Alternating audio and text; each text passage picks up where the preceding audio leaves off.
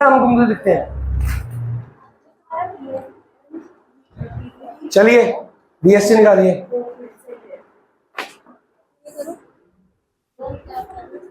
Numericals कल हो गए थे कंप्लीट। एनसीईआरटी के न्यूमेरिकल्स करने फुल मार्क्स है घर पे भी नहीं। फुल मार्क्स निकालो, वहाँ पे क्वेश्चन सारे इकट्ठे दिए हैं। आज जो बोलूँगा घर जाके लर्न करना है और देर तक जाके पढ़ाई करनी है।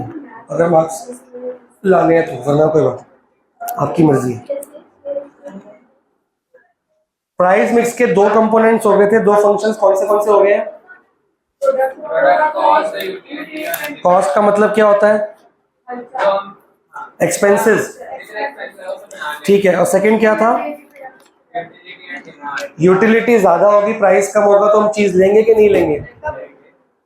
हाँ, जब सोच के बोलना होता है, 2 मिनट एकदम जवाब नहीं देना होता। तीसरा पॉइंट क्या है?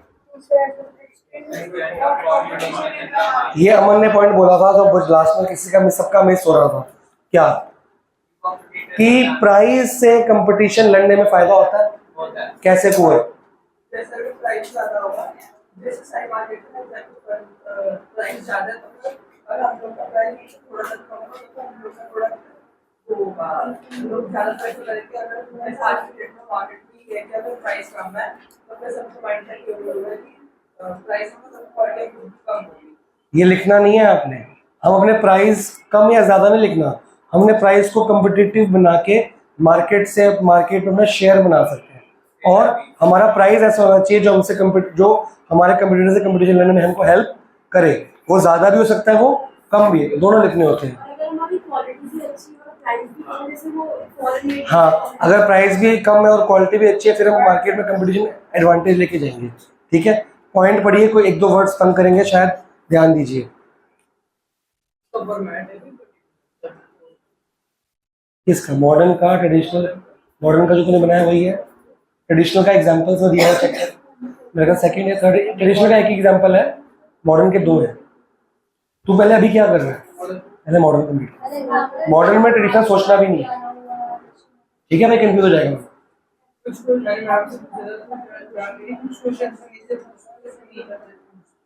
मतलब कॉलम बनना होता है, मतलब नेचर का नेचर उसमें नेचर पूछते हैं, नहीं आप बनाओ, क्या दिक्कत है? लेकिन मुझे लगती है हाँ क्या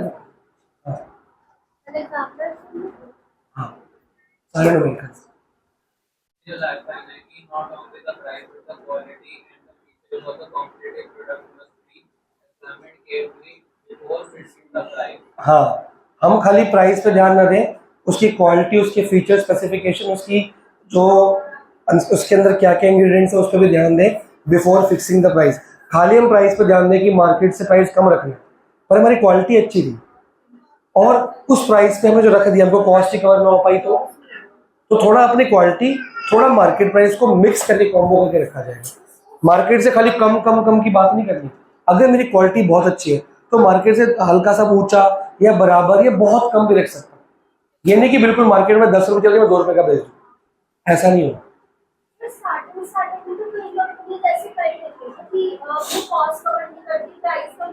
हाँ, वो नो प्रॉफिट नो लॉस होती है, पर वो कॉस्ट कवर करती है।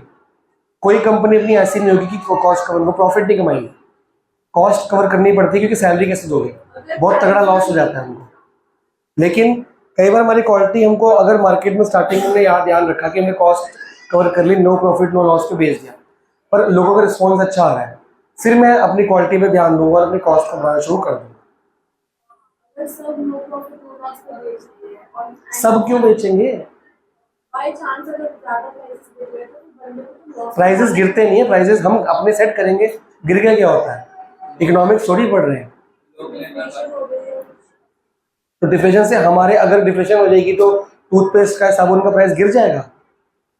वो तो हम अपनी मर्जी से बढ़ाएंगे, कम करेंगे, मार्केट से हमें क्या मतलब।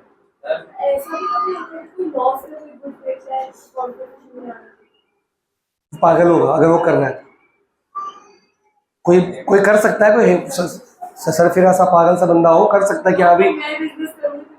हाँ, तो जब तक आप सोचोगे ना कि प्राइस बढ़ाऊं, तो क्योंकि प्राइस एक बार जब आपका सेट होता है उसको बढ़ाना इतना आसान काम नहीं होता। तुम्हारी मान लो कॉस्टिंग आती है 7 रुपए, मार्केट में सबका प्राइस है 10 रुपए, सबकी कॉस्टिंग 7 रुपए आ रही होगी, 7 साढ़े 7 रुपए। तुम उसको 8 में बेच दोगे, 7 में बेच दोगे, कोई बंदा 5 में क्यों बेचेगा? 2 रुपए अपने घर से डालेगा। जब तक तुम उसको 7 तक लाने की सोचोगे ना, तब तक महंगाई क्या हो जाएगी, इन्फ्लेशन, फिर तब भी तुम्हें लॉस ही होगा। क्या तुम एकदम से 5 को 10 पे कर पाओगे? जब तुम 5 से 7 पे आओगे तो 7 की कॉस्टिंग 8 पे, सैलरी बढ़ चुकी होंगी लोगों की, वो अपना 8 हो चुका होगा, तुम जिंदगी भर लॉस में ही रहोगे। तो ये तो कोई पागल ही होगा करेगा। नो प्रॉफिट नो लॉस से प्रॉफिट में आने में कि 50 पैसे बढ़ाते रहो, जल्दी जल्दी बढ़ा पड़ते हैं। जैसे स्टार्टिंग वो करोगे, कम से कम नॉमिनल प्रॉफिट तो लो, फिर उसको बढ़ाने में दिक्कत नहीं आती।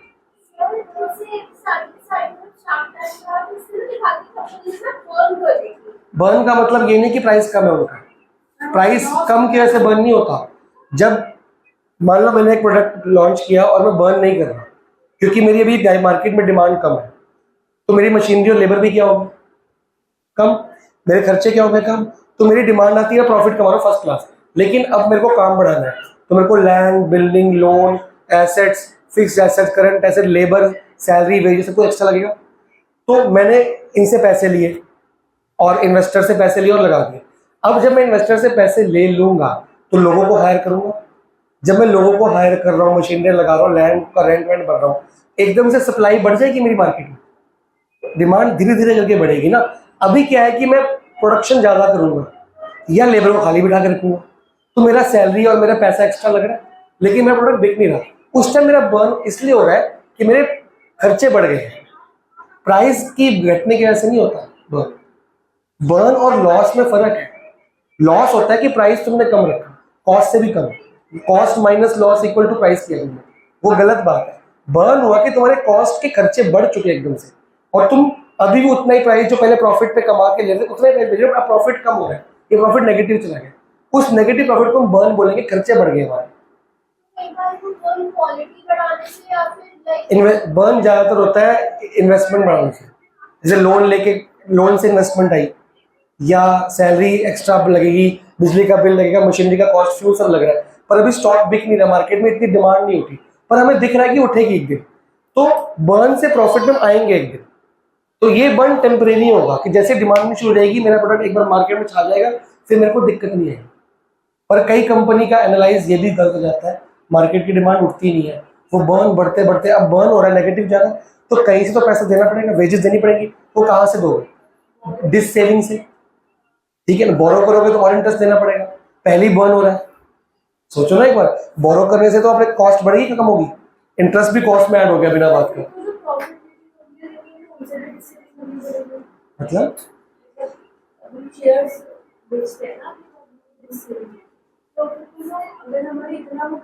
डिस सेविंग में शेयर क्यों बेचते हैं, पैसा निकालते हैं ना, डिस इन्वेस्टमेंट होता है वो। मैं डिस सेविंग कह रहा हूँ, डिस इन्वेस्टमेंट अपनी सेविंग्स खर्च करना डिस सेविंग होता है, दोनों बातें कंफ्यूज क्यों कर रहे हो। तो अगर मेरा लॉस ज्यादा है, तो जिसको लॉस ज्यादा मतलब किसी को देने तो पड़ेंगे ना सैलरी, तो मैं पिछली प्रॉफिट जो मैंने रिजर्व्स किए होंगे, जो मैं अकाउंट से पढ़ता हूँ जनरल रिजर्व वगैरह, ये सब यूज करूंगा ना, मैं इसको यूज करूंगा, मैं बांटूंगा लोगों को जब तक मेरा बर्न हो रहा है। और कई बार क्या होता है, रिजर्व भी खत्म, प्रॉफिट्स भी खत्म, डिस सेविंग भी खत्म होगी, सब कुछ खत्म हो गया, फिर वो शार्क टैंक में बोलते हैं कि आपका रनवे कितने का बचा है। रनवे मतलब कि अब आपके पास बचे कितने पैसे हैं और कब खत्म हो जाएंगे, क्योंकि मेरे को पता है मेरा मंथली कितना नेगेटिव जा रहा है, उसके अकॉर्डिंग मेरे को पता है ये 1-2 महीने चलेगा, 4 महीने चलेगा, कब चलेगा, उसके बाद क्या हो जाएगा, तो कंपनी क्या हो जाएगी। अब उसके बाद 2 ही तरीके, लोन तो ले नहीं सकती हो, क्योंकि ऐसी कंपनी को लोन कोई देगा नहीं और कंपनी लोन लेगी भी नहीं, जो अपने पहले खर्चे ज्यादा, और लोन से तो इंटरेस्ट बढ़ जाएगा और इंटरेस्ट तो पर मंथ देना पड़ता है, तो उसको इन्वेस्टर ही बचा सकता है और कोई नहीं। इसलिए वो शार्क टैंक वगैरह में आता है कि इन्वेस्टर पैसा लगा देगा, पैसा लगाने से क्या होगा कि उनके पास बहुत सारा पैसा आएगा थोड़ा टाइम और बर्न करने का, जब तक वो सोचेंगे मार्केट में डिमांड कर जाती है उठ जाएगी। क्या शार्क से इन्वेस्टर लगाएंगे पैसा उसको, कोई भी है कि उनको पता है कि हमारा पैसा लेके तुम नेगेटिव तो करने वाले हो। लेकिन फिर भी मैंने 1-2 एपिसोड्स देखे थे कि जिनका रनवे बहुत कम है उन पे लगाए, उनको उसमें दिख गया, क्योंकि वो शार्क्स है, उनकी नजर है, उनको उसमें दिख गया कि इनको देंगे स्टार्टिंग में 1-2 महीने, 3 महीने, 6 महीने बर्न करेंगे, फिर एट लास्ट मेरे को प्रॉफिट देंगे, तो इनको पैसे दूंगा तो इनकी हेल्प हो जाएगी। गारंटी कुछ नहीं, मार्केट की गारंटी नहीं होती। ये बिजनेस का पहला वर्ड क्या था, BST, रिस्क है ना, तो गारंटी कोई नहीं है बिजनेस में कि गारंटी है सक्सेस होगी। रिस्क है, बिजनेस लेना तो रिस्क लेना पड़ेगा। तो वो हर किसी भी रिस्क लेते हैं जहां उनको लगता है कि यार ये इस पे प्रॉफिटेबल है, इसकी हेल्प करनी जरूरी है, कोई भला काम कर रहा है, या इस पे एट लास्ट मेरे को प्रॉफिट आ ही जाएगा। क्या शार्क्स को हमेशा प्रॉफिट हुआ होगा? उनके बहुत सारे पैसे आज भी फंसे पड़े हैं जहां से उनको लॉसेस होते हैं, पर फिर भी वो रिच है। क्यों? क्योंकि वो एक कंपनी में इन्वेस्ट नहीं करते, उनकी होती है पोर्टफोलियो इन्वेस्टमेंट, 250, 300, 400 कंपनीज की। वो एक कंपनी का प्रॉफिट को प्रॉफिट नहीं मानते, वो इन 400 कंपनीज में, मान लो 200, 250 कंपनी प्रॉफिट मेकिंग है, 100, 150 कंपनी लॉस है, उनको क्लब कर देंगे। उनके लिए वो एक फाइल है, 400 कंपनी 400 फाइल नहीं है, 400 कंपनी एक फाइल है। उस एक फाइल से प्लस माइनस होते होते एट लास्ट क्या मिला? अगर वो प्लस है तो खुश है। ये उनकी सोच ही है। वो पर कंपनी के प्रॉफिट को इंपॉर्टेंस देंगे क्यों? उन्होंने इतनी वो ज्यादा इन्वेस्टमेंट क्यों करते हैं? वो करी जाएंगे करेंगे, कह रहे किसी की प्रॉफिट, किसी का लॉस, किसी का प्रॉफिट, एट लास्ट अगर मैं प्लस में हूं तो मेरे को फायदा होगा। वो सारी कंपनी को एक कंपनी मान के चलते हैं।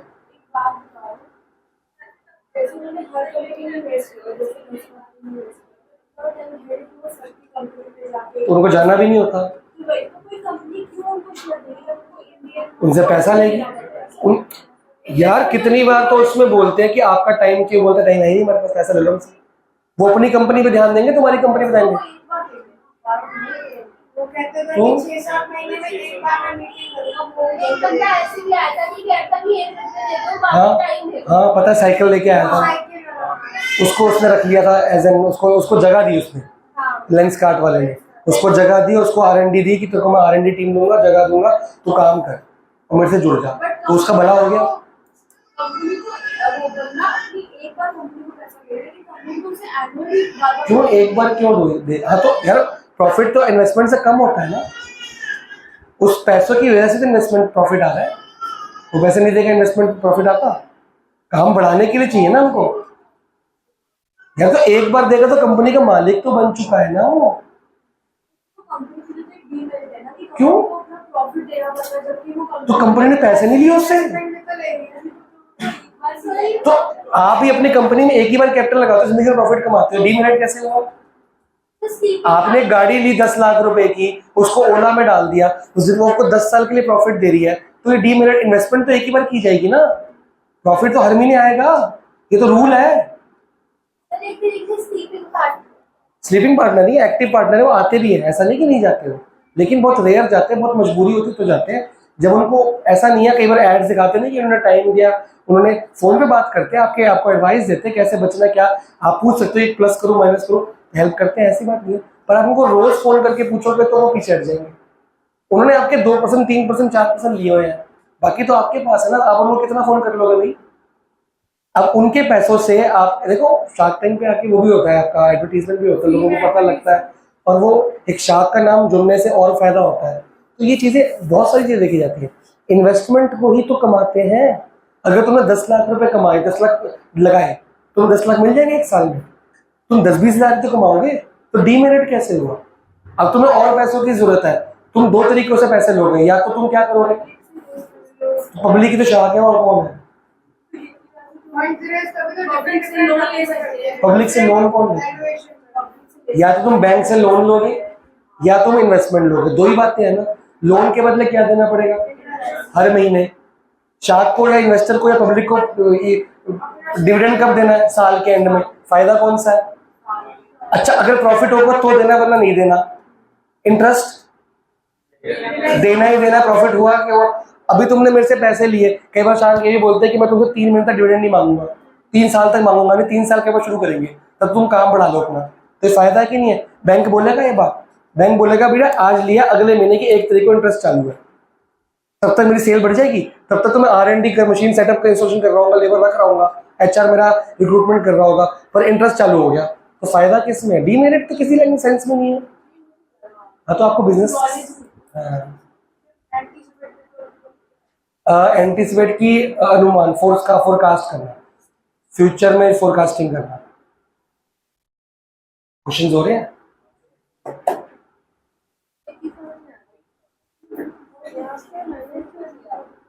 क्या माइनस? बेटा पहले कितनी थी? इतनी। दूसरी कितनी चली? कितनी? 400। तो कैसे पता किया 400 चली? इसमें से माइनस के तभी तो 24 में 2 माइनस करोगे तभी तो 400 आएगा। ये थोड़ी लिया, ये लिया डिस्टेंस। तो कार स्टार्टिंग घर पे इतनी किलोमीटर, जब आपकी घर पे कार खड़ी थी उसकी मीटर पे ये शो हो रहा है, और जो गाड़ी रुकी तो ये शो हो रहा है। चली कितनी? चली कितनी? बता, चली कितनी? 2400 माइनस 2000 कितना होता है? ये ढूंढने के लिए इसको रट्टा मार ले, ऐसे क्वेश्चन ज्यादा आएंगे।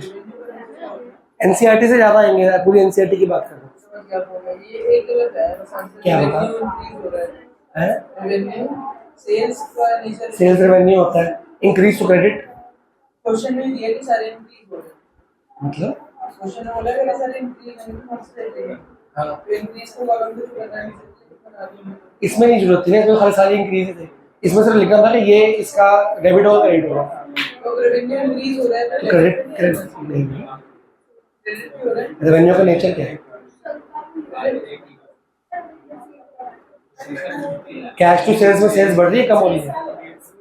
कम हो गया। कैश टू सेल्स में कैश टू सेल्स में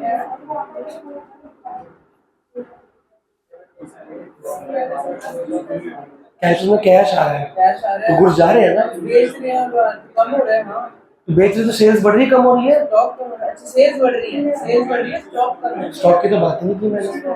सेल्स क्या हो रही है? सेल्स हमेशा क्रेडिट होती है, कभी डेबिट होती है? तो सेल्स बढ़ेंगे डेबिट ही होगा। अभी एक क्वेश्चन और कर लेना, तो ये वाला मत करना, पहले वो वाला कर। मॉडर्न के एग्जांपल कर दो। हाँ, ये तो वो वाले कर रहा है जो एग्जाम में आएंगे, ये 100% आएंगे, हां, ये तो आएंगे। पक्का आएंगे। इसके डिक्रीज वर्ड बोल देंगे, इंक्रीज बोल देंगे। हमारे तो अभी कैसे रखा है। चलिए अगला पॉइंट क्या है? प्राइस एक मिनट, मेरा मिस हो गया। हाँ, प्राइसिंग ऑब्जेक्टिव कितने कितने दिए हुए हैं जी? 4। पहला क्या है? देखो, कई कंपनी का प्राइस ऑब्जेक्टिव होता है सेल्स मैक्सिमाइजेशन, कईयों का क्या होता है? तो जिसका प्रॉफिट मैक्सिमाइजेशन होगा वो प्राइसेस क्या करेगा, और जिसका सेल्स मैक्सिमाइजेशन वो क्या करेगा? कम price, minimum cost minimum profit लेके चलेगा। अगला ऑब्जेक्टिव क्या है? किसी का अगर ऑब्जेक्टिव है कि मेरे को मार्केट पे छाना है, वो अपने प्राइस को ऐसे रखेगा कि पूरी मार्केट में बस छा जाए, जगह उसको गुड मिल जाए। किसी का ऑब्जेक्टिव ये नहीं है, उसको बोलता है मेरे को टारगेट मार्केट को करना है, उसी को बेचना है, तो वो उस हिसाब से करेगा। जैसे BMW जैगुआर वगैरह एक टारगेट मार्केट को करते हैं, सबको नहीं करते, तो वो क्या करेंगे? वो प्रीमियम प्राइस रखेंगे, उनको मतलब नहीं है। लेकिन मारुति वगैरह जो है ये क्या कहते हैं? मार्केट पे छाना है। मैगी कहती है मार्केट पे छाना है। ये प्राइस अपने नॉमिनल रखेंगे, सब लोग अफोर्ड कर सके। तो मार्केट से कितना बड़ा चाहते हो, ये आपका ऑब्जेक्टिव है कि नहीं? अगर नहीं है तो फिर आपको उस हिसाब से प्राइस रखना पड़ेगा। अगला क्या है? अगर मार्केट में आपके ऐसे बहुत सारे सब्स्टिट्यूट्स हैं, बहुत साबुन, बहुत पेस्ट, बहुत तेल, बहुत शैम्पू है, तो आपको प्राइस उस हिसाब से बहुत सोच समझ के रखना पड़ेगा कि आपकी क्वालिटी क्या है। तो कंपेटिटिव प्राइस रखना पड़ेगा। आप दुनिया से अलग प्राइस रखोगे तो कोई लेगा नहीं आपसे। फिर अटेनिंग प्रोडक्ट क्वालिटी, अगर आपकी प्रोडक्ट की क्वालिटी बहुत बढ़िया, आप चाहते हो कि मेरे को नॉर्मल रेंज में नहीं रखना, मेरे को प्रीमियम रेंज में रखना है, तो फिर आप अपने प्रोडक्ट की क्वालिटी के अकॉर्डिंग अपने आईफोन के ऐसे प्रोडक्ट का प्राइस क्या रख दोगे? बहुत हाई रख दोगे, मतलब नॉर्मल से भी डबल ट्रिपल रेट रख दोगे आप, कि मेरे को पता है कि मेरी प्रोडक्ट की क्वालिटी में जीतूंगा ही जीतूंगा, अगर कॉन्फिडेंस है तो अगर आपकी ऑब्जेक्टिव है कि मेरे को मेरी क्वालिटी है हाई प्राइस चाहिए, तो मैं उस हिसाब से करूँगा। देखो, 2 स्ट्रेटेजी होती है। एक स्ट्रेटेजी होती है स्टार्टिंग में प्राइस कम रखो, फिर जैसे जैसे लोगों में छा जाएगा प्रोडक्ट, प्राइस हल्का हल्का बढ़ाते रहो, लोगों को परवाह नहीं करते, क्योंकि लोगों को आदत पड़ गई। अब तो लोग लेंगे वही तो कह रहा है कि वो आदत पड़ेगी, तो क्या पता हल्का हल्का बढ़ाएंगे, तो हल्का हल्का लोगों को फर्क ना पड़े, एकदम नहीं बढ़ाएंगे, हल्के हल्के से लोगों को फर्क नहीं पड़ता। लेकिन अगर एक स्ट्रेटेजी ये होती है कि स्टार्टिंग में महंगा बेचते हैं लोग, बहुत महंगा बेचते हैं, तो बहुत कम लोग लेते हैं, लेकिन लेते हैं, तो उन लोगों से हम लोग अपनी कॉस्ट और अपना इन्वेस्टमेंट जो होता है ना, जैसे जो आरजे कहती है इन्वेस्टमेंट जो आई वो पूरी कर लेते हैं। अगर 10 लाख रुपए लगाया, इतना महंगा प्रोडक्ट बेचो कि हमारे 1-2 साल में वो कॉस्ट और इन्वेस्टमेंट पूरी वापस आ जाए। फिर जब आ जाएगी, फिर मैं प्राइस करना क्या कर दूंगा? कम कम कम कम, फिर नॉर्मल मिडिल क्लास और लोअर क्लास से ले जाऊंगा। ऐसा होता है। नहीं, दुनिया लेती है, दुनिया लेती है, दुनिया के वो सपने होते हैं कि कभी वो प्रोडक्ट लेंगे, जो उसका वेट करती है दुनिया, कब इसकी सेल लगी, कब ये प्राइस गिरेगा। आईफोन पुराने नहीं बिकते क्या यार? दुनिया डिमांड है उनकी। लोगों का माइंडसेट है कि अगर सस्ता है तो दैट मींस कुछ चीज अच्छी नहीं है। सस्ता नहीं है, उसका प्राइस गिरा है क्योंकि अब वो पुराना हो गया है। ये भी लोगों को पता होता है, लोगों को सारा कुछ पता है, लोगों को सब कुछ पता होता है। लोग स्टार्टिंग से सस्ता है वो। अगर आज BMW बहुत महंगी है, कल मैं आधे रेट में बेचने जाऊंगा तो खराब क्वालिटी रहेगी। हमने उसका मॉडल नया निकाल दिया, इसको उसको सस्ता कर दिया। अब सस्ता किस लिए किया? आम लोगों के लिए। यार आईफोन जब सस्ता होता है आधे रेट में बिकता है, लोग नहीं लेते क्या? तब भी उसकी डिमांड होती रहती है, क्योंकि उन्होंने जितना कमाना था वो महंगे लोगों से, रिच पर्सन से कमा लिया। उनकी कॉस्ट, उनकी इन्वेस्टमेंट निकल चुकी है। अब वो उसको नया मॉडल लॉन्च करते, पुराना सस्ता करते हैं, पुराना तभी बिकता है। आधे रेट में 1-1.25 लाख का फोन 60-70 का हो जाता है, तभी बिकता है, कुछ लोग लेते हैं, क्योंकि वो तब 1.25 लाख का अफोर्ड नहीं कर पा रहे। 70,000 का अफोर्ड कर लेंगे वो, तब भी उनकी शो हो रही है आईफोन तो है ना हमारे पास। किसी को क्या पता मैंने आज लेके मेरा 3 साल पुराना है, आईफोन तो आईफोन होता है। बात पकड़ में आई? तो एक कंपनी की स्ट्रैटेजी सोचो, कंपनी ने MBA वाले बंदे में रखे हुए हैं, ये एनालाइज करने वाले मार्केट को, ये बताते हैं कि क्या करना चाहिए क्या नहीं करना चाहिए। तो 2 तरह की स्ट्रैटेजी होती है। क्या आईफोन स्टार्टिंग में 20,000 का फोन बेच देगा फिर बढ़ा सकता है प्राइस? नहीं। तो वो उसकी स्ट्रैटेजी की बड़ा महंगा बेच के अपनी इन्वेस्टमेंट करके सस्ता कर दो। कई लोगों की स्ट्रैटेजी होती है कि पहले सस्ता रखो फिर धीरे धीरे प्राइस को बढ़ाओ। अब ये चारों के चारों पॉइंट पढ़ो बहुत ध्यान से।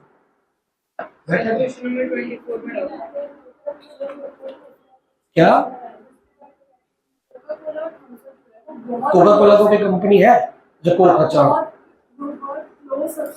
हाँ, किसने पूरा टेस्ट सेम है? बिल्कुल सेम नहीं, बहुत अलग है तीनों का। थम्स अप का, कोक का, पेप्सी का, तीनों का बिल्कुल अलग से, बिल्कुल अलग है। किसने बोला सेम है? तेरे को कुछ नहीं पता आगे दुनिया में क्या हो रहा है।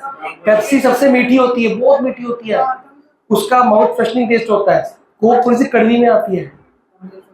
कोक ना अलग से लगती है गले में। थम्स अप का बिल्कुल डिफरेंट टेस्ट है, उसका टेस्ट है ही अजीब सा, फ्रूट बियर जैसा टेस्ट है थम्स अप का, बड़ा अलग टेस्ट है उसका। फ्रूट बियर का सबको पता होता है कैसे, एप्पल जूस नहीं पिया तुमने? वैसे ही होती है थम्स अप, थोड़ा सा मिलता जुलता, डिट्टो सेम नहीं है, पर तीनों का टेस्ट सेम कैसे? मैं बिना उसके तो ग्लास में देखी तीनों में से कोई बताऊंगा कौन सी कैसी है। फिर तो तू बिजनेस में सोचना पड़ता है ना। इसमें बोला कि तीनों का टेस्ट सेम है। ये तो स्टार्टिंग में लॉस भी करने वाली थी कंपनी का, फिर ये कहती कि प्राइस कम करके बेचना है, फिर ये कहती है इन्वेस्टर के इन्वेस्टमेंट से पैसे लिए तो वापस कैसे करूंगी। ये शार्क बनेगी एक दिन, शिवनगर की इन्वेस्टमेंट लेगी, पार्क में टेंट लगाएगी, पैसे पड़े मेरे पास,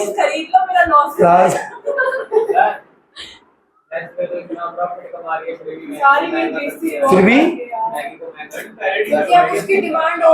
एक तो पीछे से नहीं, रॉ मटेरियल महंगा होता है, कॉस्ट बढ़ती है, इन्फ्लेशन की कॉस्ट बढ़ती है, पीछे से खर्चे नहीं बढ़ते, सैलरीज बढ़ती है, मैदा का रेट बढ़ जाता है, पेट्रोल का रेट, तेल का रेट बढ़ जाता है, हर मसाले का रेट बढ़ जाता है, तो महंगा करना पड़ता है, वो मजबूरी होती है। तो महंगा इन्फ्लेशन है, वो इन्फ्लेशन है, पीछे से महंगाई बढ़ रही है, पेट्रोल नहीं बढ़ रहा तो फिर वो दूध तो महंगा होगा ही होगा। मैगी का ये नेस्ले का ये मतलब नहीं कि हम बहुत प्रॉफिट कमाए तो आगे रेट नहीं बढ़ाएंगे, आगे अब हमने प्रॉफिट कमा लिया बस अब लॉस कमाए, प्रॉफिट तब भी कमाएंगे ना वो, लेकिन वो रेट जो बढ़ रहा है वो इन्फ्लेशन की वजह से बढ़ रहा है। कौन सा? नहीं, बिल्कुल बैंकिंग सेम है, डिट्टो सेम बैंकिंग है। अगर तो बैंकिंग आता तो इसमें कुछ भी नहीं है, बिल्कुल सेम बैंकिंग है। तो बैंकिंग भूल चुका है तू। पढ़िए चारों पॉइंट्स। क्वेश्चन 24 प्रॉब्लम क्या है? वाई जेड को क्या लिया, वाई को क्या लिया, एक्स को लिया, एक्स तो ऑलरेडी क्वेश्चन में है, कुछ और अल्फाबेट ले, 3a और वाई ए ले लेना, 3a और 7a, 3a हो गया 7a ये हो गया, ठीक है।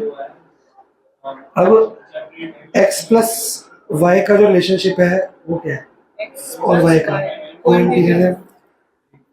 देख x और z इक्वल है, x और z, हाँ तो z था 7a, x भी क्या हो गया 7a और ये 3a, 7a प्लस 3a को 180, तो उस हिसाब से तेरा x आ जाएगा। वो नोट्स नहीं, 2 मिनट अभी आएगा ना, कॉपी नहीं मैं ले लूँगा, मेरे को याद करा दो, मैं ले लूँगा। कौन सा? 25 तक हो जाना चाहिए, 7 तो हो जाएगा, 7 तो हो जाएगा। 7 एक क्लास तो हमारी वैसे खराब होगी कुछ बच्चों के चक्कर में, उसके बाद फिर वो तेरे को नहीं कह रहा हूँ माहेश्वर सिमर की बात, मैंने टॉपिक आधा घंटा रिपीट कराया ना, नहीं वो आए नहीं है ना, तो रिपीट करना पड़ेगा पूरा टॉपिक। छुट्टी मारी थी, फिर छुट्टी मार के अब मैं उसको बोलूँगा, क्योंकि वो उससे मुँह बना ले कि मैं 7 छोड़ दूंगी। मेरे को अजीब सा लगा, मैं क्या ऐसा बोल रहा हूँ समझ नहीं आ रहा। 7 जो बच्चा छोड़ेगा 8 9 छोड़ना पड़ेगा। फिर वो कहती कि मैंने ना फर्स्ट अटेंड नहीं करी, उसको फर्स्ट या सेकंड कैसे आ जाएगी अटेंड। फिर मैंने रिकैप दिया, फिर छुट्टी मार गई। महेशा हफ्ते में 3 क्लास में 2 छुट्टी मार जाती है, मैं क्या करूँ?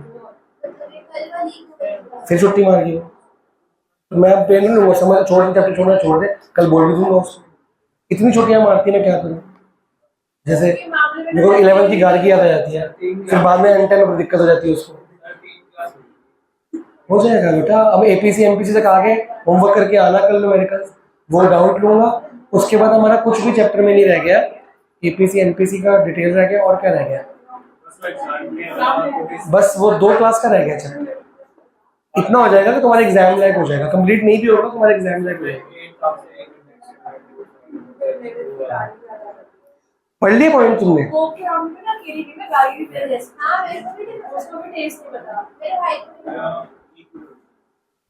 उसको बोल रेगुलर आया करे, बंक मारता है वो। ये तीनों इकट्ठे होते हैं, परसों मार गए थे, कल डाटा में क्यों?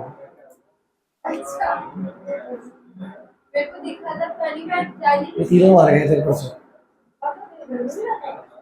परसों उसकी क्लास नहीं थी, एक्स्ट्रा क्लास थी, उसमें नहीं आया था, तो कल समझाया मैंने। मैं कहा 2 महीने का टाइम दे रहा हूँ, 2 महीने में सिलेबस कंप्लीट हो गया तो ठीक है, बाकी अपने आप करेगा, मैं पिछला नहीं करूँगा, अगला ही कराऊंगा। क्योंकि फिर 2 महीने में और बच्चे ज्वाइन करेंगे, उनको एक्स्ट्रा टाइम दूंगा, इसको दूंगा। अगर एक सीट मिल रही है 2 महीने के लिए मिल रही है, कि कर ले। अब कभी आएगा कभी नहीं आएगा, तो सिलेबस तो 4 महीने चलता रहेगा ना। फिर नए बच्चे ज्वाइन करेंगे, उनको रखूंगा ना मैं एक्स्ट्रा के लिए, इसको साइड कर दूंगा। फिर मैंने उसको कल बोल दिया, तीनों को बोल दिया,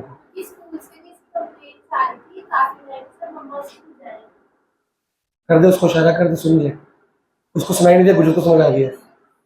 इसको बोल, इसको, ये इसके स्कूल में तो है।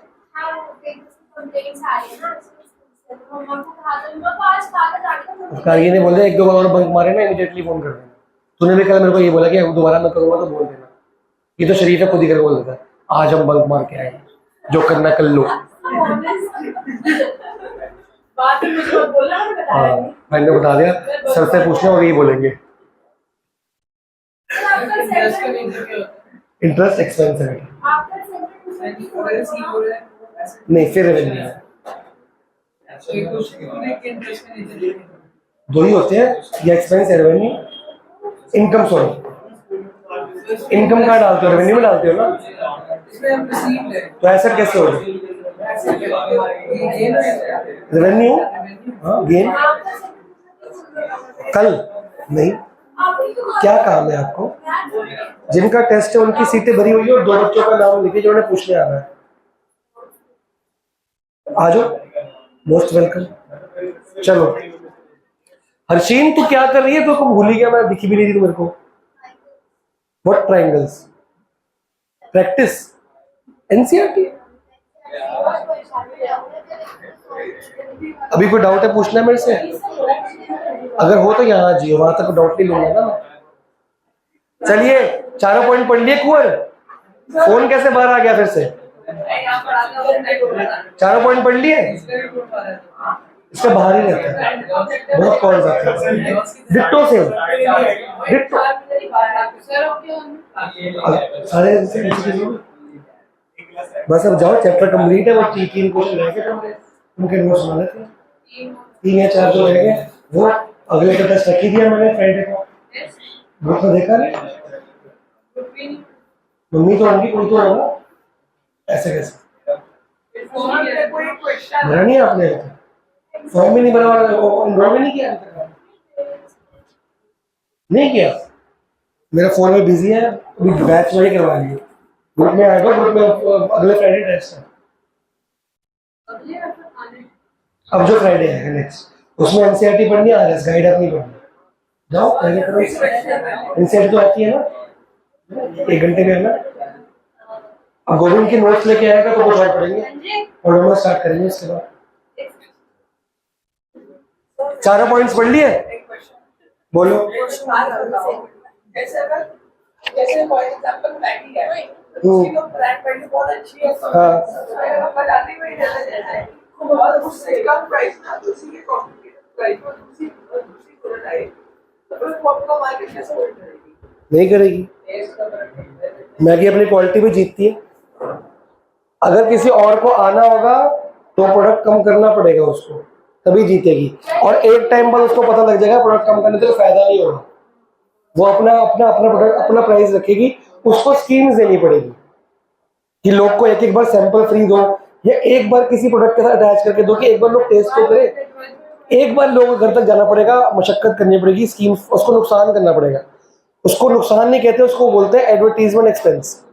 तो वो खर्चा कर लेगी ऐसे फ्री सैंपल्स वगैरह। एक बार हमारे घर तक अगर पहुंच गई, अगर हमें समझ आई तो हम नेक्स्ट टाइम वो भी लेना शुरू कर देंगे।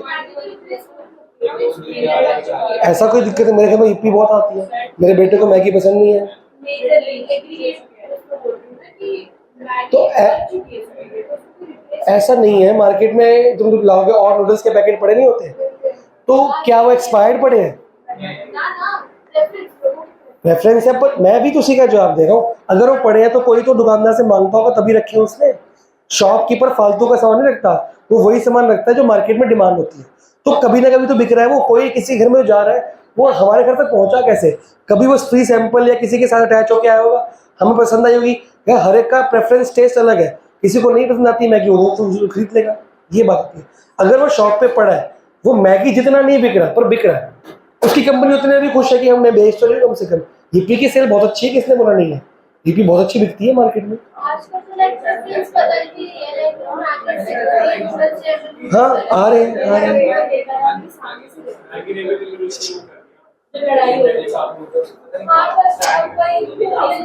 चलो अगला पॉइंट, फिर अकाउंट्स। एक पॉइंट और पढ़ना है। कई बार प्राइस के अंदर गवर्नमेंट ने या लॉ ने कुछ चीजें बोली होती हैं, उसके अकॉर्डिंग प्राइस रखना ही पड़ता है। कैसे बताओगे? पढ़ के बता सकते।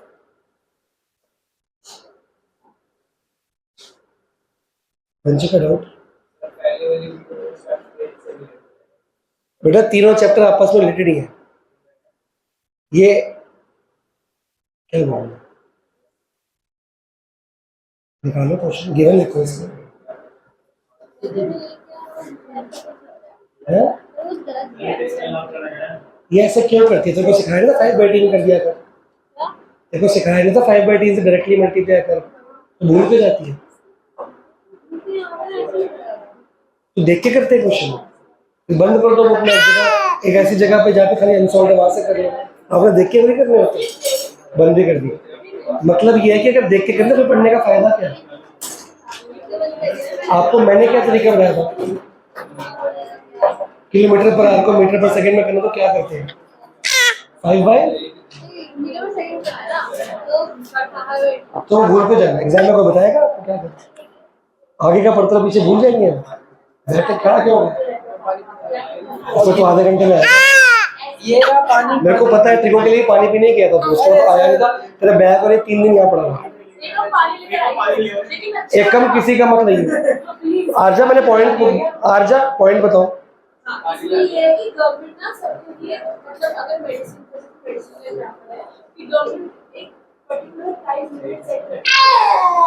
बोलो, दोबारा पढ़ेगी और तू बातें कर रही है। मैंने तभी तेरे को पूछा, बता कर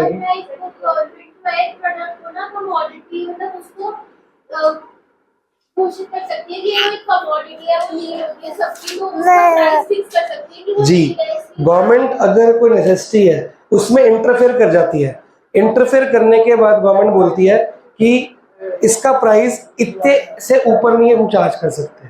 तो अगर आपकी चीज ऐसी है और गवर्नमेंट ने इंटरफेयर कर दिया या सुप्रीम कोर्ट या लॉ ने इंटरफेयर कर दिया, फिर वो प्राइसिंग के अंदर आपको वो प्राइस गवर्नमेंट का अकॉर्डिंगली मन में रखना पड़ेगा, उससे ऊपर आप चार्ज नहीं कर सकते। यही है बस। डाल सकते हैं? नहीं जी, क्योंकि वो प्रीमियम ब्रांड नेसेसिटी कैसे हो सकती है? कोई सोशल वेलफेयर की चीज प्रीमियम ब्रांड कैसे हो सकती है? नहीं, लेकिन जैसे चावल है तो इसमें बासमती का तो वो नेसेसिटी कैसे है? SST को 50 चावल नॉर्मल चावल नेसेसिटी है ना। नॉर्मल चावल का प्राइस है। हाँ, कि इसको इससे ऊपर नहीं बेच सकते। मोस्टली चावल वगैरह में नहीं होता, ये ज्यादातर दवाइयों में ही होता है ताकि सब लोग अफोर्ड कर पाएं। कि लोगों की ये, अब सब दवाइयों के अंदर भी नहीं होता। कुछ दवाइयाँ ऐसी होती हैं जो हर घर में जरूरत होती है, डायबिटीज की या ब्लड प्रेशर की, ऐसी दवाइयाँ। तो गवर्नमेंट ने बोला कि बहुत ज्यादा है, और फिर इससे दवाई कंपनी बहुत पैसा कमा सकती है इसको महंगा करके। अगर दवाई का रेट हम डबल ट्रिपल कर दें हाँ, तो हम बोलेंगे कि नहीं जी ये तो बहुत महंगा हो गया, किसी और कंपनी के ले लेते हैं। हमें पता है कि दवाई कंपनी अगर बढ़ा लेगी, हमें कुछ नहीं लेनी पड़ेगी, डॉक्टर ने जो लिखी है। तो फिर गवर्नमेंट को लोगों का, कंज्यूमर का इंटरेस्ट देखना। गवर्नमेंट देखती है लोग एबनॉर्मल प्रॉफिट ना कमा ले दवाइयों में, तो गवर्नमेंट कहती है ये वाली दवाई, इस सॉल्ट की दवाई से कोई भी कंपनी बेचेगी, क्योंकि आपको ना सॉल्ट सेम होता है, नाम अलग होता है। तो कोई भी कंपनी इस सॉल्ट की दवाई बेचेगी तो मैक्सिमम इतना प्राइस चार्ज करो, उसमें चार्ज नहीं कर सकते। इससे कंज्यूमर का फायदा हुआ।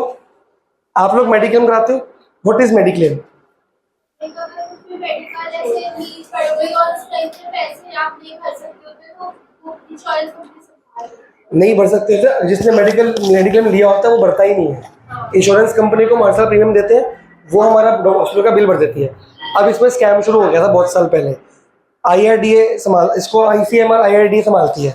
उसमें हुआ क्या था कि अगर मान लो मेरी कोई सर्जरी होनी है, उसका मैं कैश में, मेरा रेट आता है, डॉक्टर ने मेरे सामने मदर का हुआ था, डॉक्टर ने बोला कि अगर आप कैश में कराते हो तो 28,000 इसका फिक्स रेट है। डॉक्टर के पास चार्ट पड़ा था, कह रहे लेकिन अगर आपका मेडिक्लेम है तो मैं इसके 35,000 चार्ज करूंगा, कि आपको तो हॉस्पिटल से, वो इंश्योरेंस कंपनी से मिलना ही है, तो मैं भी एक्स्ट्रा कमाऊंगा। डॉक्टर ने मेरे को मुंह में बोला था कि अगर आप कैश, वो भी आजकल ना पैकेज होता है हर चीज का। आप ये नहीं कि जितना पर डे का इलाज हो गया, पर डे बेड के प्राइसेस जुड़ रहे हैं, ऐसा नहीं होता। डॉक्टर, हर हॉस्पिटल को पता है कि इस बीमारी का पैकेज ले लोगे ना तो सस्ता पड़ता है। उसमें क्या होता है, पैकेज में दवाइयाँ वगैरह डॉक्टर को खुद दे रहे होते हैं, हॉस्पिटल खुद देगा, आपको बार बार केमिस्ट पे जाके लेनी नहीं पड़ेगी। पर डे डॉक्टर की विजिट, पर डे हॉस्पिटल का चार्ज आपको देना नहीं पड़ता। अगर आप पैकेज नहीं लेते फिर आपको बहुत महंगा पड़ेगा। वो फालतू के आपको 5-6 दिन एक्स्ट्रा रखते हैं बेड पे, तो पर डे के उनके चार्जेस लग रहेंगे, ICU के या बेड के, डॉक्टर के विजिट लग, नर्स का किराया, फिर दवाइयाँ एक्स्ट्रा। हर बंदा कहता है पैकेज दो। अब इन्होंने ना पैकेज के रेट सेट कर दी, कैश का ये, मेडिक्लेम का ये, तो 5-6 हज़ार 10,000 20 हॉस्पिटल ने एक्स्ट्रा शुरू कर दिया इंश्योरेंस कंपनी से। इंश्योरेंस कंपनी को दिक्कत होनी शुरू हो गई भाई। फिर इंश्योरेंस, गवर्नमेंट ने बीच में इंटरफेयर किया। गवर्नमेंट ने ना हर तरह की सर्जरी, हर तरह की बीमारी, हर तरह के अटैक, उस पर ना प्राइस फिक्स कर दिया। उस पर एक कैप लगा दी, कैप समझते हो, एक कैपिंग कर दी कि इससे ऊपर तुम कोई भी हॉस्पिटल चार्ज ही नहीं कर पाएगा।